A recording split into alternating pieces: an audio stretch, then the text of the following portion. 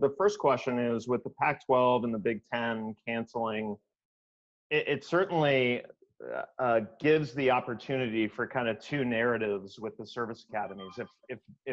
If the service academies choose to play, and maybe they play home and homes against each other or something like that, it can either be viewed as an opportunity for the service academies to have more of a national profile and more popularity with a bigger audience that they didn't enjoy previously, or it could look like they're just throwing caution to the wind and not necessarily following protocols. For you, like, how do you fall on that? Because I view it as the former, that it's a great opportunity for us to get this brand out to audiences that are going to be jonesing for something to watch.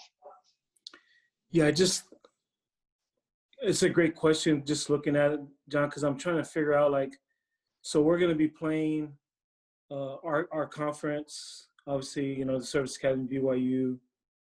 I mean, who is Air Force and Army playing? You know what I mean? So how is that? So they get, they practice 4 months to get ready for us, and while we're getting beat up, I would think about the first year that Army beat us. We played Temple. Temple beat the crap out of us. It was great to go in the championship game, but we lost. They physically got after us, and then we played Army the next week, and without Will Worth and a couple of our starters. But I don't know. There's some things I don't know. There's so many dynamics now that are happening. So you play for the Commander-in-Chief trophy.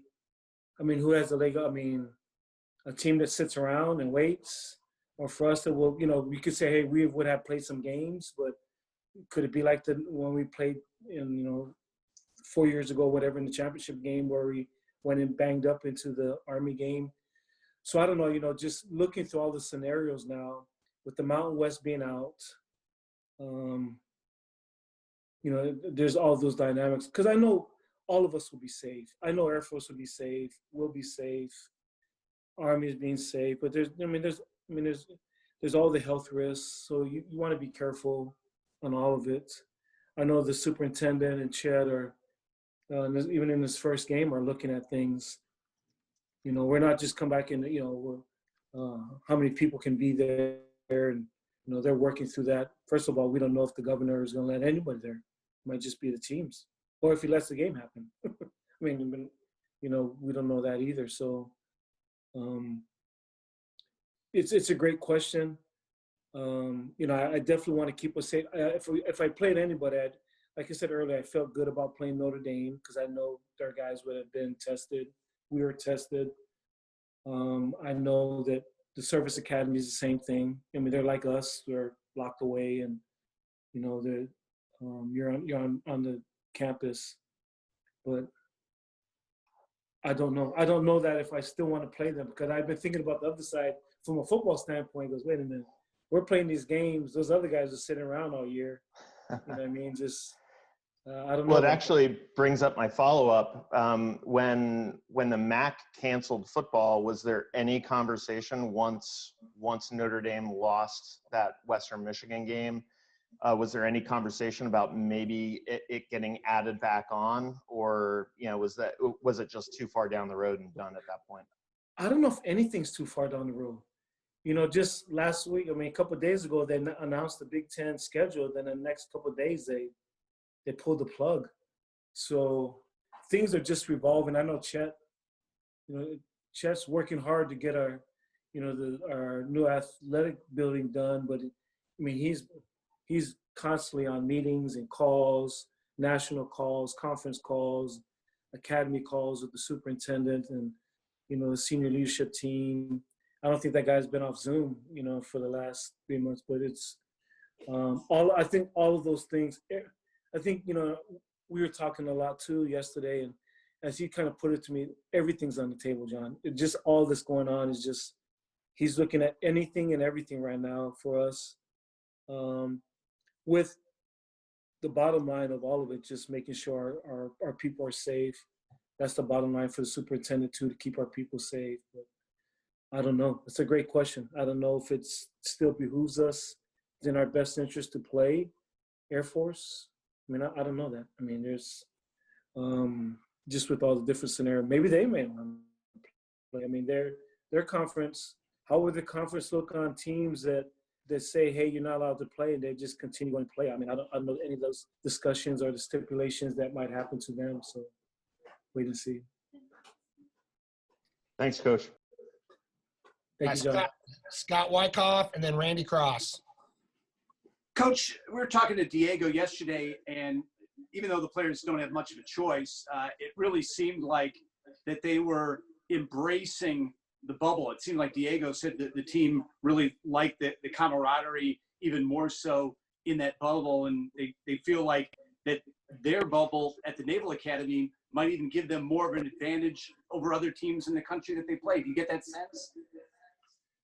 We're a close team, and it definitely, being safe, staying here. I think early on in college football, guys were testing, and I think they found out early on that, they're still trying to coach people up. Hey, you can't just be a normal college student. You can't be going out and things. It's just in their early testing. But I think those testing numbers went down once they started, tell guys, hey, if you're jeopardizing your career, your life, our season, stay in. So numbers have gone down. So it's been a great thing for us to have the bubble. But your people too. You want to get out and see the sun. You want to get outside. You want to get off the yard. And so I think being able to at least come out to practice helps a little bit because you're around your teammates. But nobody wants to be locked away. Nobody wants. It's kind of nice to know you're safe, but it'd be nice to know that you could just go outside the yard and go downtown and go to, Mission Barbecue or something, or Iron Rooster, or get something to eat. But, right now that's not the case. How they responded to the COVID protocols that you've had to put into place in practice. I know we talked about walkthroughs last week, but actually in practice is the last 4 or 5 days that you've had them. Frustrating for everybody. It's just I and Randy, played O-line, and just like, I'm still trying to figure out how to do it. Because we were in meetings with our medical person, and they're telling us any face-to-face deal could constitute contact tracing. And so, we're like, what if he has a mask, and what if this guy does this? And so no, so O-line, D-line, blocking. And so, we're doing everything we can and, to make sure that doesn't happen. There's so many different drills, Scott, that we're doing. And I don't know if it's football, but you got to do the best you can. So our defensive guys are tackling a lot of bags. Our offensive guys are blocking a lot of bags. And we're learning how to hold our shield, the hand shields up across your face. And if you're holding a bag, you got to put your face behind it. There's so much coaching. There's so much coaching in coaching. But now we're coaching COVID-19. And we talk about it every day. Okay, guys, make sure when they're here, they're spacing. Put some cones here so they're apart. And they don't do this, or drinking things, and just everything. It's frustrating because it's not, and then we split our practices. So we normally have pretty big numbers, but our numbers are really small. So we're trying to adjust to the small number at practice. And so we have to slow down the pace of practice, which is very hard for us because we're normally going, fastballs and going fast. But we can't wear people out. We just got back here. It's not like we've been training all summer and all spring ball. So you have the thing of limited practice, so we're not in the best of shape. And then we're trying to get ready. You got COVID-19. There's so much stuff. But everybody's dealing with this. It's just, I know the coaches, assistant coaches are frustrated. The players are frustrated because they want to hit, and we want to tackle. But you just got to do things to keep us safe. Hopefully the bag blocking and the bag tackling we'll see how that works the first game. But we're just doing the best we can right now. Thank you, Coach. Thanks, Scott. How have the players really taken to this news as of yesterday, when some of the conferences started just sort of canceling thing out, and the number of teams that are actually alive to play shranks considerably. What is there a general consensus or feeling of, what it's like to be one of the few teams that are left? Yeah, we talked a little bit with our team in our team meeting. Again, continue to talk to guys. Hey, first and foremost, if you don't feel safe, if you don't feel comfortable, come. I mean, I definitely understand. I mean, any of us would understand. I'd understand if coaches told me, Coach, I don't feel comfortable coaching right now. I mean, we're in an unprecedented pandemic. So with that said, so far, Randy, guys want to play.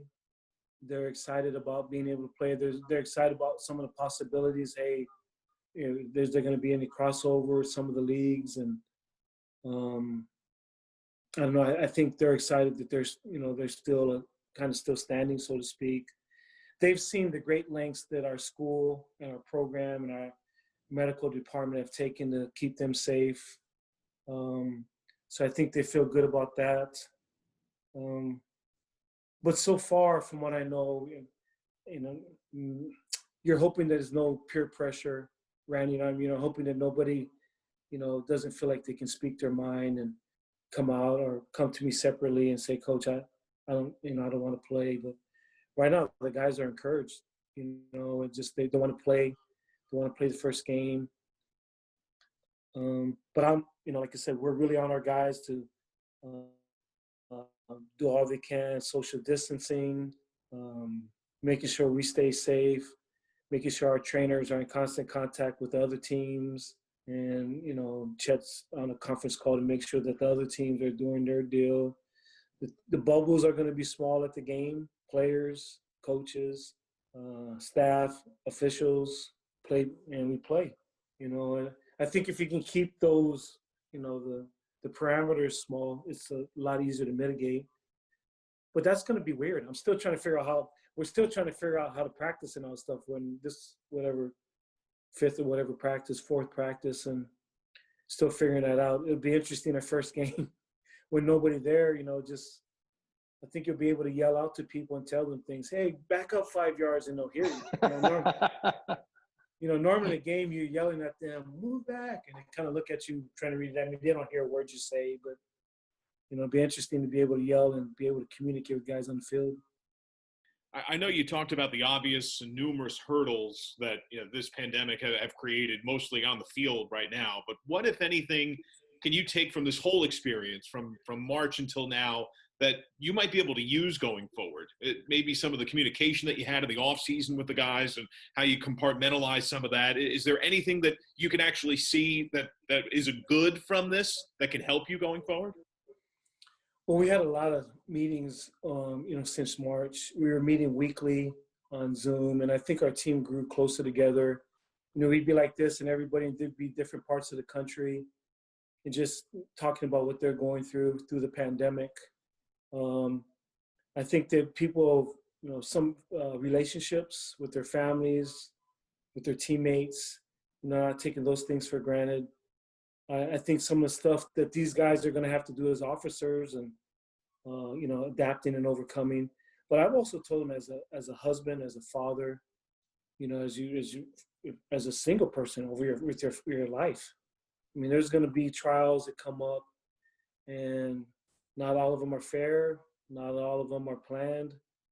And just being able to overcome and adapt definitely are things that will help your life skills. And as a team, we've tried to stay pretty disciplined, and that was one of our rallying cries, that hopefully our discipline would help us stay safe.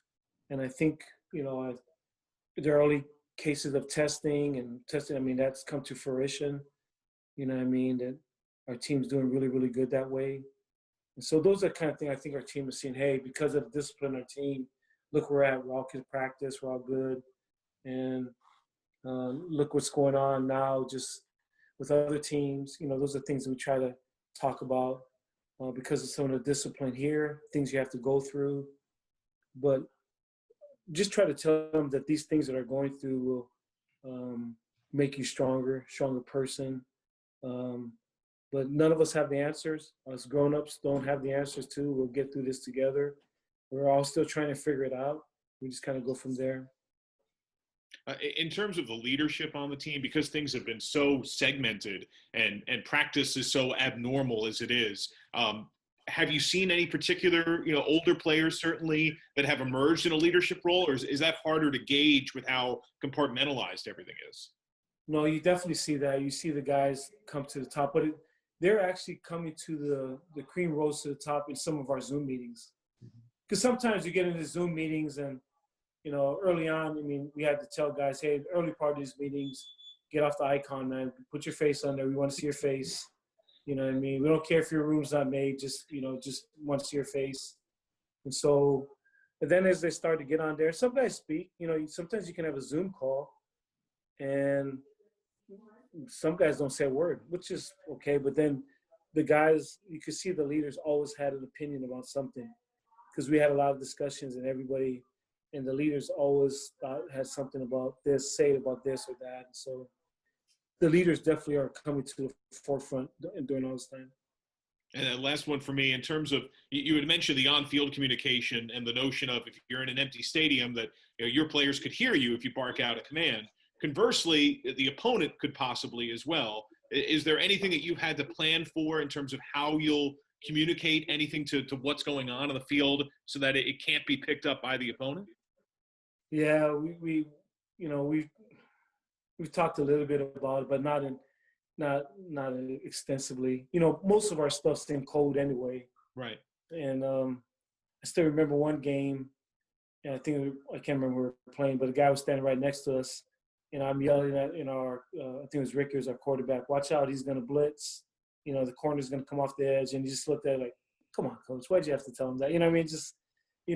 Sometimes there's some communication, there's some joking things that happen on the field, but they may be able to hear it, but most of the stuff we're staying in is in code. And if they figure it out, hopefully by the time we figure it out, the game is over. Like I remember hearing some of the Air Force guy talking about he was listening to our code words during the game because, no huddle, you have all these commands you're saying. And last year I saw in his press conference that he was talking about, I was listening to it, I had a beat on it. But things happen so fast that I think sometimes people think they got a beat on it, but they don't. We try to do the same things on our side. We're trying to pick up signals. Okay, what does that mean? And, if you can pick them up early, that's great. But sometimes you're in the third quarter and you hear some, forget that. That signal didn't mean anything. It's in other sports, maybe they deem that as bad as stealing signals. On football, we're always trying to steal stuff what guys are doing on the other side. Here comes the blitz. Wait a minute, that looks like a middle blitz. This might mean, that might mean the corner's coming. You try to get, but most of the time you're wrong anyway. you tell them, hey, this means this. He goes, Coach, I thought you said that. He did this, and it came from the outside. Because, okay, forget it. Don't look at those signals anymore. So, that's why there's 14 different guys signaling. Everybody's got a different ball cap. Everybody's got these pictures. You're trying to decipher all that stuff. You're wasting your time. Some guys are good at it, doing it, but I think they spend their whole time doing it, and they're not coaching. This week at practice, just what's the energy and excitement been like on the practice field for these guys just getting to be out with their teammates again? Practice has been good. Yesterday was super hot. So the first couple of days were really hot. Today it was a little bit cooler, but the energy's been good. Guys are excited. Once we got our first game in place, I think that helped with BYU being announced. But it's football. It's not the same type of practices. The COVID-19 practices are a little strange, and everybody's got all these coaching apparatuses that, like, what is that for? I kind of look at it. Growing up, I used to watch all these kung fu movies, and they'd have these Shaolin monks. They would go into the woods somewhere, and they'd have all these bamboo things that they'd hit to learn how to fight. And it's kind of funny now we have all these apparatuses. You're like, what is that for? And the guy's trying to hit it. And so it's kind of weird coming to practice, trying to get ready with all these different coaching equipment stuff. But we're doing the best we can, not hitting live bodies. But the energy's been as good as to be expected, I should say. you touched on it in the past. If anybody can pull off the season this year, it's Navy. Outside of the practice field, though, what's life like for the players right now? Boring. I mean, it's just, I mean, they don't get to leave the yard. You know what I mean? So they come back. So like, you know, so they came back in July, and normally that's what they're normally here in July, lifting in June and July during the summer when everybody else is on their summer cruise or on leave. So that's kind of boring too, because it's the training part. But at least you stay with your sponsor or whatever. So you get to leave and you can go outside and eat and just kind of get away a little bit. But now they're just kind of here. And so, but it's camp, you know, but I think being here so long prior to camp makes it really boring now. But right now it's just basic camp. The only difference is none of our meetings are in person. None of our staff meetings are in person. I mean, we hold staff meetings like this, which is the most bizarre thing. I just finished an offensive staff meeting. I'm in my dining room. I mean, so you leave practice. We don't shower at the facilities. You know what I mean? We just kind of all leave. The players don't. They go back and shower at their rooms. I mean, there's so many things that we've had to change because of COVID, but it's life. It's what you have to do to keep everybody safe. You know what I mean? You got to eat differently. You got to get ready for practice differently. You have to finish practice differently. You have to practice differently. You have to dress differently. But those are all the things that we had been planning for since March, when this day would come, you know, following all the safety guidelines. But then you recognize when you get to your first couple of practices, there's always something you forgot. You're like, oh crap, we didn't talk about this. But I think we're doing better. I feel much better. I feel much more at peace what we're doing, that our guys are safe. Thank you. Thank you. Bill Wagner, then Randy Cross. So, Coach, can you just tell us where you are with practice? I think you have to do X amount of shells, then have you started hitting? No, so today was our second day in shells. You know what I mean? So, yeah, we are hitting. Well, we're hitting bags. We're not hitting anybody. No body hitting.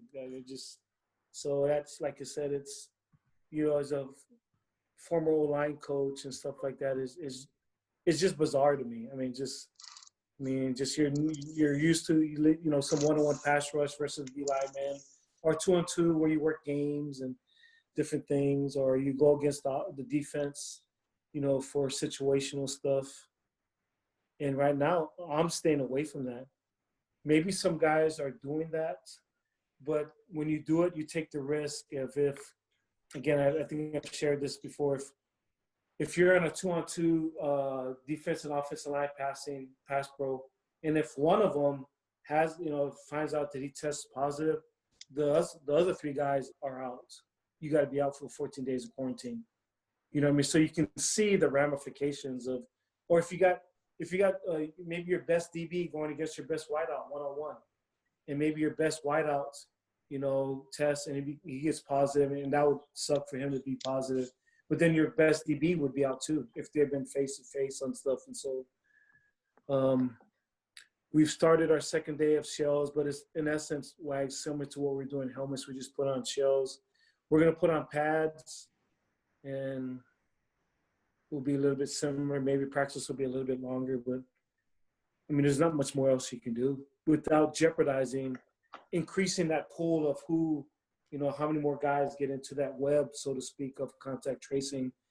And so I'm just trying to keep it as, number one, keep her safe, but I'm just trying to keep that as separate as possible. So if somebody happens to test positive, it doesn't take out our starting offensive line or our starting defensive front.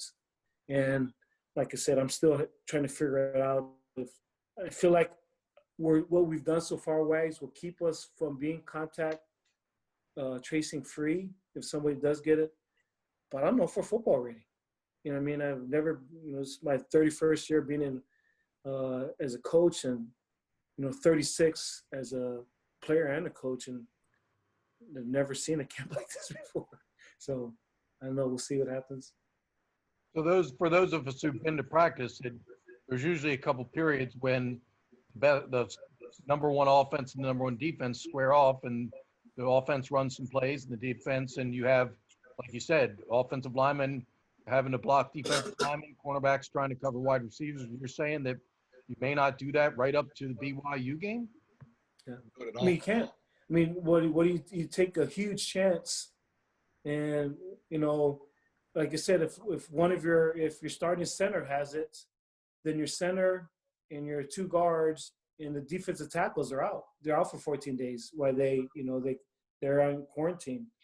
And so and that's how our practices are split right now. It's basically our starting offense with maybe our our scout defense, and then our starting defense with our scout offense. So we have two practices, and our practices are split.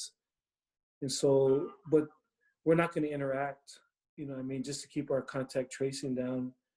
I don't know if it's the right thing, but I'm erring on the side of caution. You know what I mean? If I'm going to go that route, I'm going to err on the side of caution.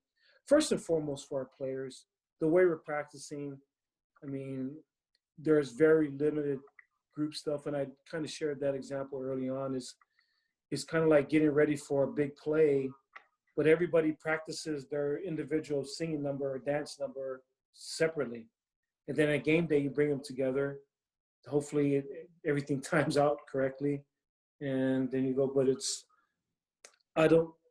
with everything that I've heard, trying to keep our guys safe from the virus and all of the data that we get, listen to all of our doctors and trainers. To keep people separate is the best thing. To keep them in these groups is the best thing.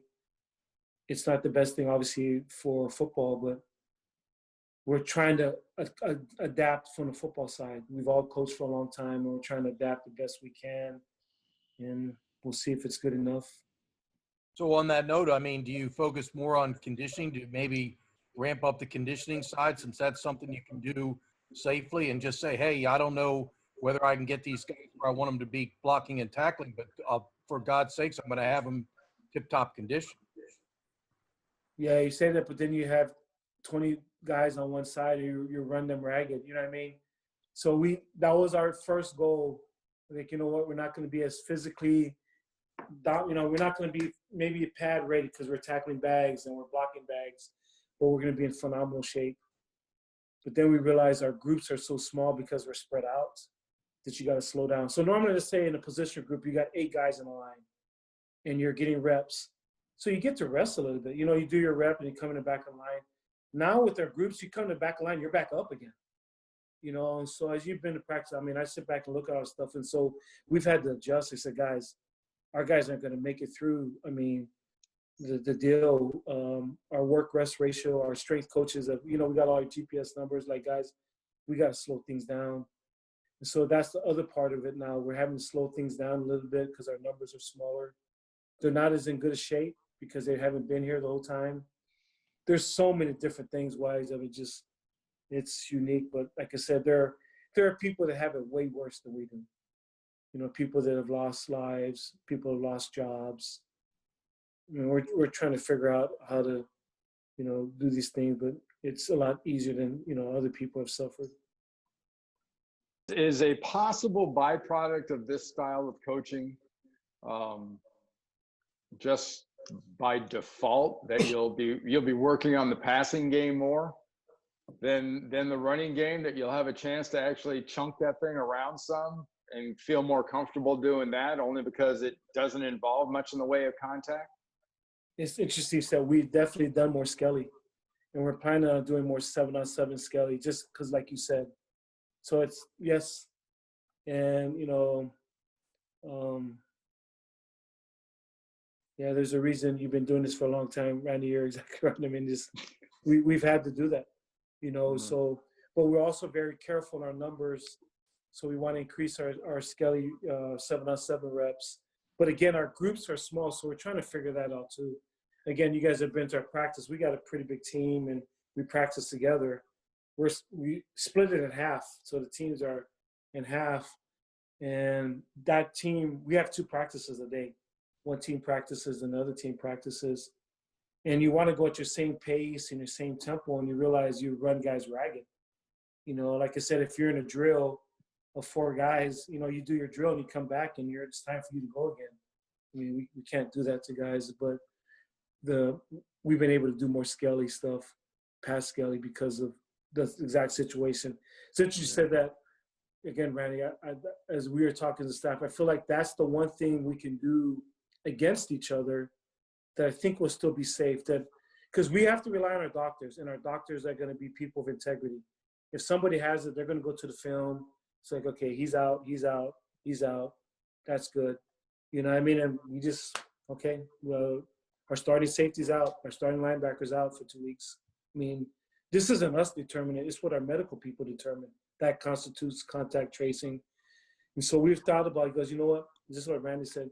We can have a lot more 7-on-7 stuff because, you know, guys are moving. You know, we just got to tell guys, hey, don't get in their face. Let them run past you.